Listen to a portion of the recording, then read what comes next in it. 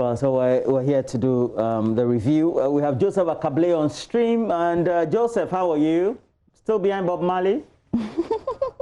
No, in front of Bob Marley, actually.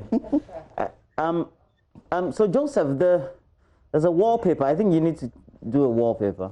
Bob Marley, we see him every day. So the wallpaper. Okay, and my sweet lady. Am I not allowed to respond to that? No, you are mischievous. Your response will not be. Okay. You say he's mischievous. Yeah. That's surprising. That's shocking, actually. Well, it's a Friday. This is the Friday edition of the review here on the AM show. I've got the Daily Graphic and the Daily Dispatch newspaper. Joseph, you've got the Times and the Finder and the Stand. And then Roland will do the Daily Guide, like he would say, and the rest of the papers. So why don't you start for us, Joseph? Okay, so I'll start with the front page of the Times. It has this story here about a government rolling out COVID-19 safety protocols. There's a photograph of the president, Nana Addo Dankwa Akufo-Addo, on the front page of the Times. Still on the front page, it says, no COVID-19, no bed shortage in Ghana. That is according to the Ghana Health Service refuting claims. And 10,000 schools to benefit from a $219 million education improvement project. That is also on the front page of the Ghanaian Times. We can do the back page. I think it has a story about the Auditor General. Ghana Gas, 4 others failed to pay $310.34 million into Petroleum Holding Fund. That's according to the Auditor General's report. And the Chinese embassy presenting some medical supplies worth 480,000 cedis to the University of Ghana Medical Center. We can do that of the Finder newspaper now. On the front page, it says $219 million for education improvement in 10,000 low-performing basic schools. ICUMS generates 490 million cedis in 17 days, state not losing revenue. That's according to the Ghana Revenue Authority. And 20 COVID-19 treatment centers are not being used. That is according to Dr. Kuma Abuaji. And NHIA pays service providers $598.9 million in 2020. Also on the front page of the Finder newspaper. Over to you, Mavi and Roland. No, thank you. All right, let me do the Daily Graphic newspaper. Front page of the Graphic, government invests $219 million in basic schools, project to improve quality education. Ghana Health Service amends COVID-19 policy. 102,000 NPP delegates decide fate of 308 aspirants, 47 of them women, tomorrow in the primaries. In the center spread of the paper, port workers call off strike after president intervention. EC pilots BVRs ahead of June 30 registration. And we are investigating missing cocaine. That's the Ghana Revenue Authority. The Customs Division of the Ghana Revenue Authority is carrying out investigations into the handling and storage of the missing 100.10 grams of a whitish substance suspected to be cocaine, which was seized in a joint operation by security operatives in the Volta region on June 5, 2020. A press statement issued by the GRA last Wednesday said, when concluded, the outcome of the investigations and the findings of a police forensic laboratory will be made public. Back page, Ghana Ports and Harbours Authority signs feasibility studies contracts for Keta Port and Nima Police Station baggled. So unidentified persons yesterday broke into the orderly room at the Nima Divisional Police Command and made away with 32-inch television sets and a computer monitor. The room is the general office of the Divisional Command. The Nima Divisional Police Commander, Assistant Commissioner of Police, Mr. Abraham Akwe, told the Daily Graphic yesterday that the act was detected at about 6 a.m. when officers reported for work. When I first heard of the story, I said, yes, indeed. Who watches the watchman? The Daily Dispatch, front page of the Dispatch, Ablekuma notes possible new MP Sheila Bartels. So there's a focus on her ahead of the primaries in the paper today. Also, new job in South elections. Esibe Yeboah exposes tampering of delegates' album, a possible postponement. It comes with a question mark. We've always said that this area is a hot spot, and it's turning out exactly how we predicted it. Apart from what's on the ground, what's going to happen on the ground, there are some issues, and there are even conversations around a possible postponement of that election there. Injustice leads to curses. Otumfuo's chief priest warns politicians. By way of headlines, that's how it looks like. And then Sheila Batel's story is on the back page of the paper. You might want to get to know her well. The paper is predicting that she will possibly be the winner of tomorrow's exercise. If she does, then it will be appropriate to learn about her, even if you're not a delegate, because it means that she's likely to be on the ballots in December. Who knows? That's it for the Daily Dispatch. Well, we started all the analysis right here. Election headquarters, that's where you get it, right here on the M Show. We'll continue with the Daily Guide. Has on the front page, MP Outdoors, Nana Bawumia picks, that's MPP Outdoors, Nana Bawumia picks MPs tomorrow, though. And that acclamation will happen on June 27. And we know that was also contained in a statement signed by the scribe or the general secretary of the ruling MPP. At ACN, proposal rejected. Joseph Akable will tell us more about that and what the atmosphere was in court. NDC also participates in EC pilot exercise, and basic education gets gala boost. Meanwhile, on the back page is all sports. Napoli fans defying social distancing rules to celebrate Coppa Italia. They won. Decided to go all out, no matter. Despite coronavirus killing 30,000. I think that's the last estimate I saw in Italy. And then we have Ministry pays Kwesi Appiah some $70,000. He's paid 850,000 a month. I don't know which one. We have made about 20,000 Appiah. Oh, David Luiz never learns, we're told. And you saw him very abysmal in that Arsenal match. And 3 companies supports the GBA. That is the Ghana Boxing Authority. On the front page of the Daily Guide, it's MPP elections, and its caption appropriately. The Daily Statement says MPP elect PCs, that's parliamentary candidates, tomorrow. Front page of the Daily Statement newspaper. Acclamation of Akufo-Addo slated for June 27. And then we do have an attached picture of the president saying that we're doing it, we're doing it. We'll do more to improve basic education. Again, the president being quoted there. Up there is a story for which Joseph Akable is playing an integral role for us. Attorney General rejects Atuesian's proposal to refund 27.5 million Ghana cedis in total. Yeah. Okay. I'm just looking forward to a Friday match between Manchester United and Tottenham. Hurricane is back. I heard Jose Mourinho talking about it. So I said, yeah, at least, Charlie, get them some punch in their ribs. The period has allowed his players to fully recover. Yeah, so we thank God. We should see a better side of Mourinho in this fantastic project restarts. Let me do the last paper. That is the grocery business. Latest data reviews change structure of Ghana's economic growth, we're told.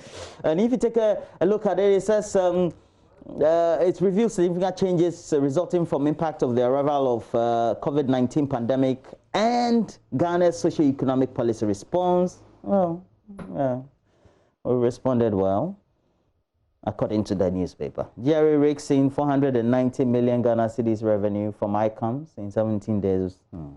$310 million also remains outstanding to Petroleum Holding Fund. Okay.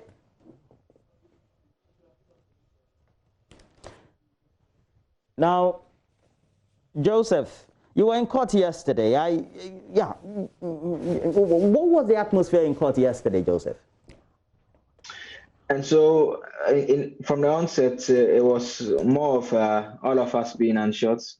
I'm sure the lawyers were not as anxious as the journalists were, because they are the ones who are engaged in the negotiations with the Attorney General and to look into find a way of having some 4 charges against Mr. ACN dropped. The charges relate to stealing. And so we were looking forward to try and find out what exactly is going to happen. And because at the last date, the agency office had confirmed that they were having the negotiations. And so we thought that most likely there would have been some form of agreement reached. But when the chief state attorney was called to speak, Marina Pia Opare informed the court that the offer was totally unacceptable. And that's exactly how she put it. And so the agency office has rejected it. We don't know the specifics in terms of the terms, except that we know that there's a pledge to refund a total of 27.5 million cedis. We understand that he has already paid 1.4 million cedis according to him. He again says that he has some cars, 19 cars that were brought into the country that are in the custody of the Economic and Organized Crime Office.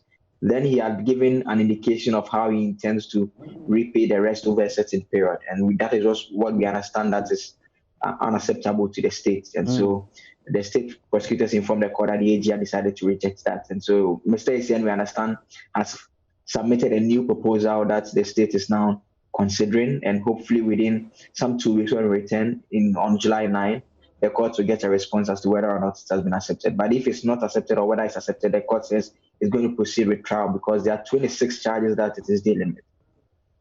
Well, and we do know that it's also because if he doesn't give in, definitely the stakes are high for him, right?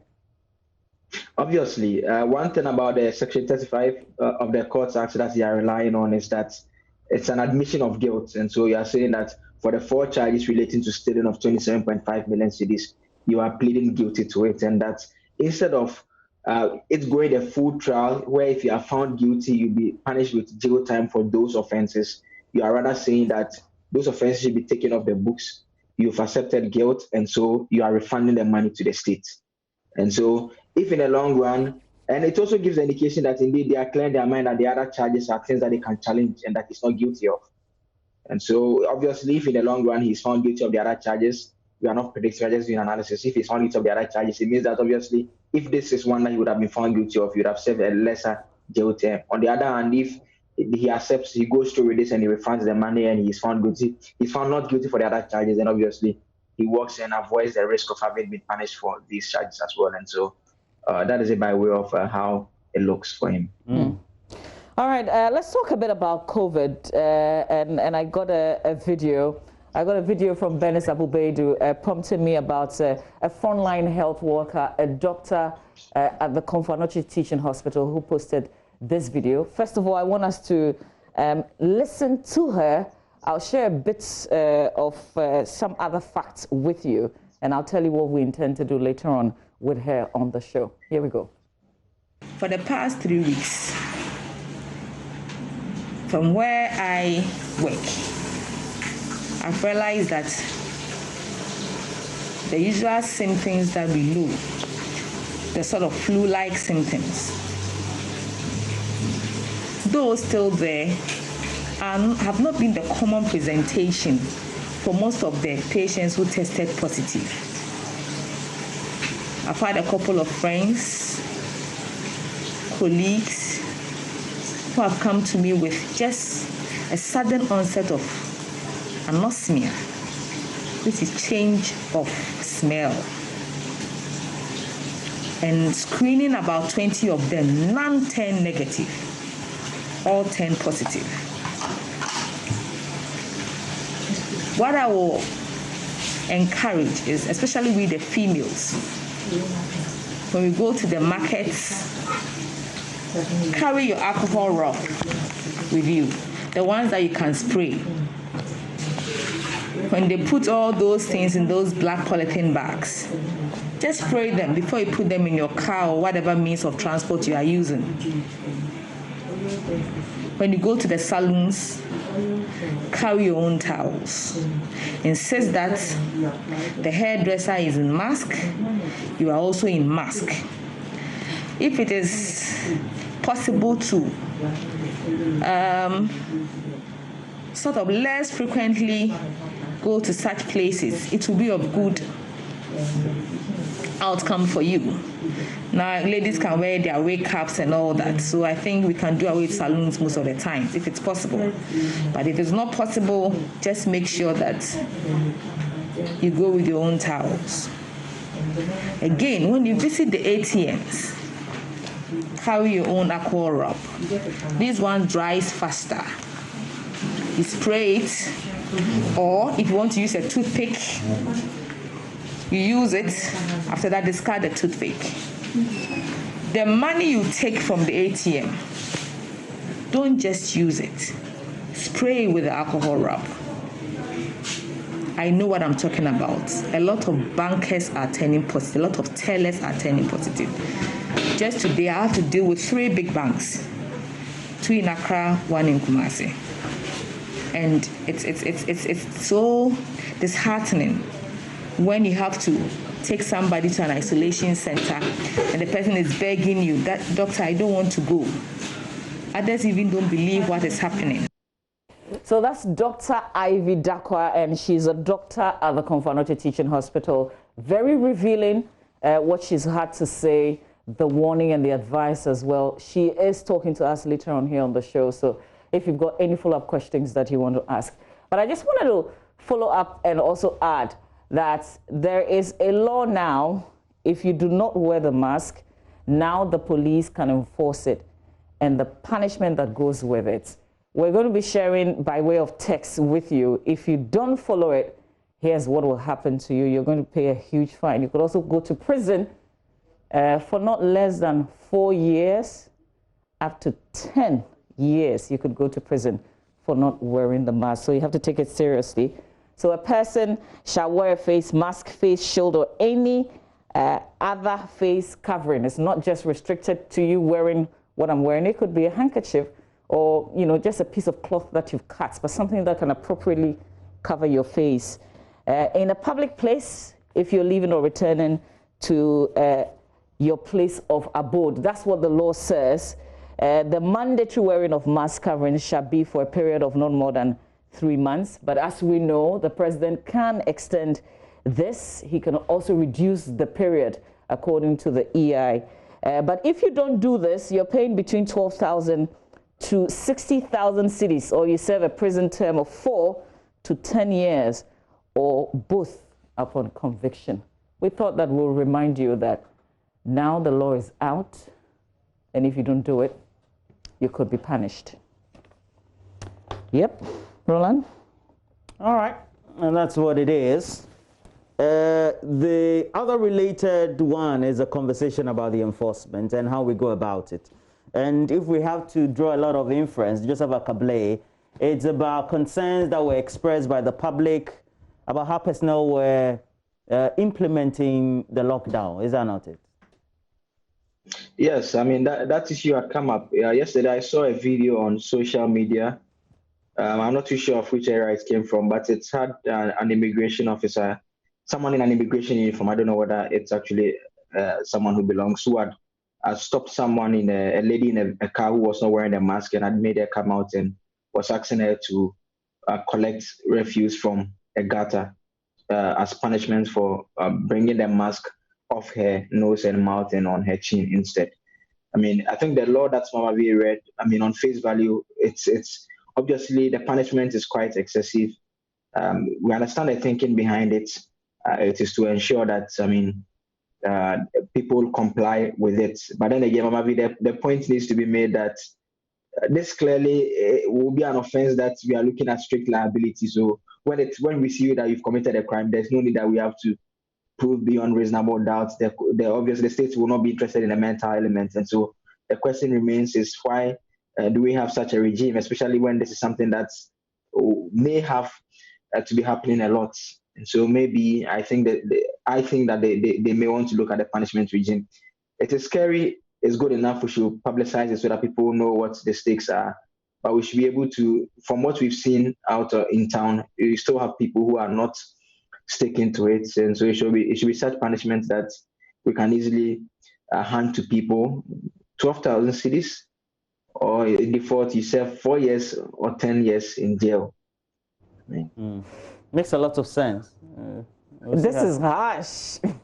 I don't think it is. This is harsh. But then again, we're not doing the right thing. So you have a lot of people who will be disobeying it, and so I mean, even though it's excessive, the thinking is that when it's excessive, it deters people. But sometimes too, it becomes a burden on the state that you have to jail people 4 to 10 years simply for not wearing a mask, and so you end up now populating the prison. And so that is the other side of it. It's a good move, but it just needs to look at it in that regard too.